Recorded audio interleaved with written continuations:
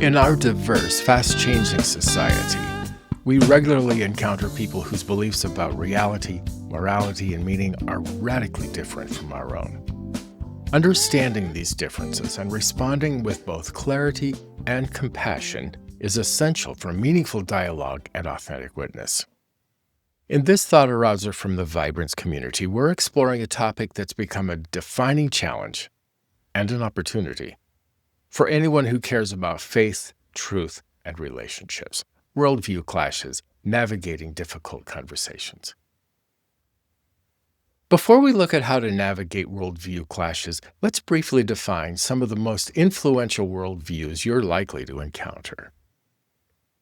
Secularism organizes society and human affairs based on naturalistic considerations, largely uninvolved with religion. It seeks to separate religion from public life and government, emphasizing material and temporal concerns over spiritual ones. Secularism is not necessarily anti-religious, but it does advocate for a public sphere where religion is not the guiding framework. Atheism is, in its strictest sense, the belief that there is no God or gods. Philosophically, it is the denial of theism. God does not exist. Some use the term more broadly to mean lacking belief in God, but in most philosophical and religious discussions, atheism espouses the non-existence of any deity. Relativism is the view that truth, morality, and standards of reasoning are not absolute. Instead, relativism holds that morality and standards of reasoning are products of differing conventions, cultures, or individual perspectives. According to relativism, what is true or right depends on the context or the framework, and there is no single objective vantage point from which to judge all claims. Evangelical Christianity refers to Christians who emphasize the authority of Scripture, the necessity of personal faith in Jesus, and the call to share the good news about Jesus Christ's death, burial, and resurrection. While the term is sometimes politicized, at its core, evangelical Christianity is about following Jesus, holding fast to biblical fundamentals, and sharing the message of salvation by grace through faith. When you enter a conversation about faith, ethics, or even politics, you're not just exchanging opinions, you're encountering worldviews. Each person's perspective is shaped by their beliefs about what is real, what matters, and how we should live. Recognizing someone's worldview helps you understand their motivations and their concerns. The Apostle Paul modeled this beautifully in Acts 17. We've been here before. When he spoke to the philosophers in Athens, he didn't start by attacking their idols or dismissing their beliefs. Instead, he observed, "I see that in every way you are very religious." Paul recognized their spiritual hunger and used it as a bridge to introduce the gospel. He quoted their poets and referred to their altar to an unknown God, bridging to their search for truth as he shared with them the good news of Jesus' death, burial, and resurrection, which to them was some new thing. In our context, recognizing a secular worldview can help you understand why someone values scientific evidence over religious tradition, or why they view faith as a private matter. If you're talking to an atheist, you may notice a focus on reason, skepticism about the supernatural, or a reliance on material explanations for life's big questions. A relativist may resist any claim to absolute truth, instead emphasizing personal experience or cultural context. Understanding these motivations enables you to respond thoughtfully to keep the conversation going, since reactively responding would likely truncate the conversation. Seeing the person behind the position and engaging their heart is usually more productive than countering their worldview's tenets. That's easy to say. It's hard to do, as you may have already discovered. When worldviews clash, it's easy to become defensive or to try to win the argument.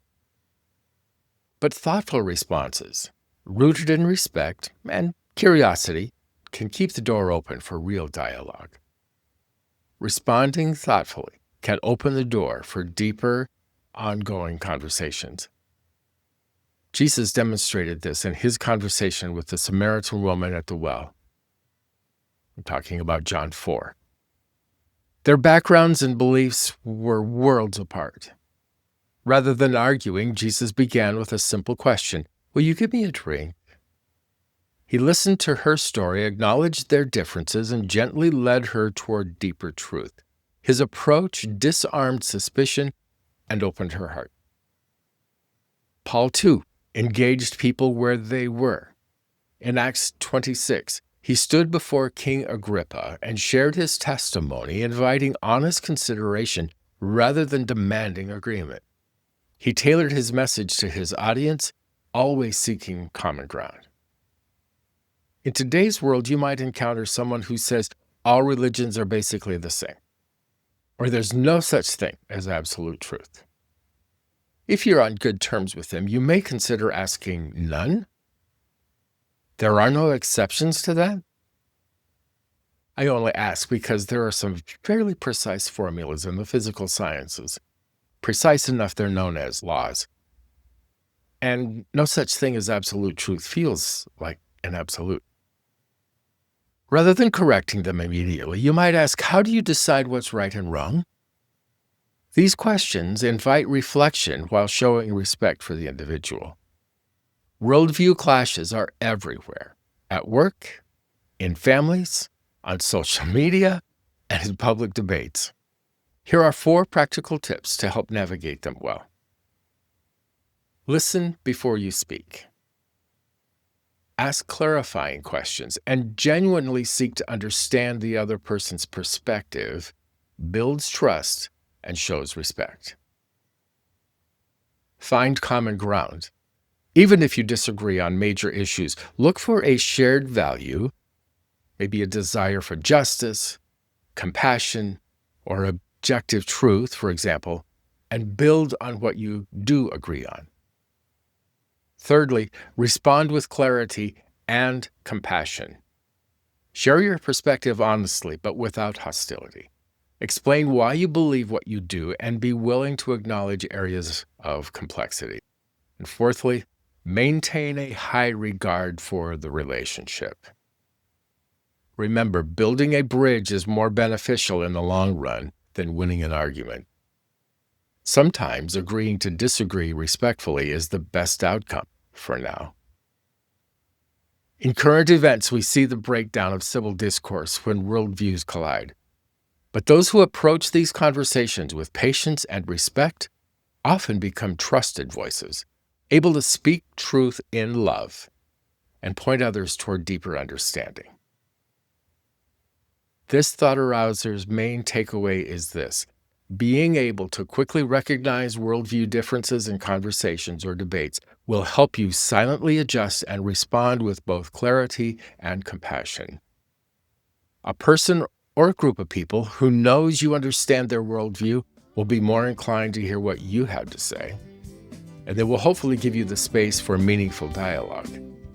The opportunity or possibility of genuine transformation survives, even though you don't see eye to eye right now.